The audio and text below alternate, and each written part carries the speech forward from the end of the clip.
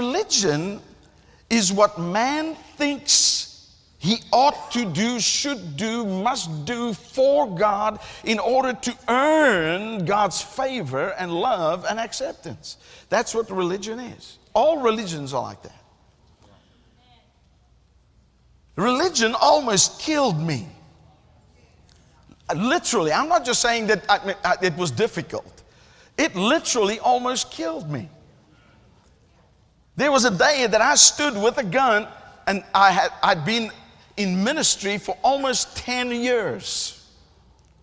That I stood with a gun, cocked and loaded, at the temple of my head, and I was going to pull the trigger.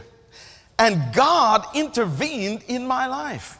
You see, because for some reason, even as a believer, even as a Bible-believing believer, I had this idea that God really, well, I like to put it like this, that unfortunately for God, I had received Jesus Christ as my Lord and Savior.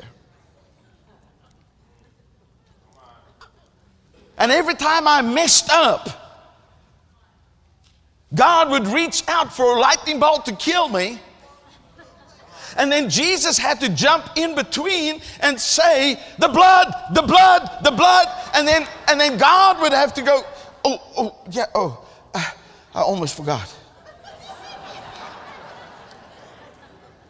There's so many believers that live under that mentality of thinking that somehow God now is an angry God who needs to be appeased and kept happy. And so we live our Christian lives under this mentality of trying to please an angry God.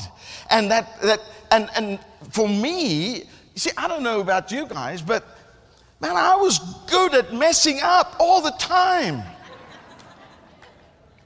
No matter how many resolutions I made, no matter how many vows I would make to God every Sunday at church, I messed up all the time. And so I lived under this torment of not understanding the love that God has towards me.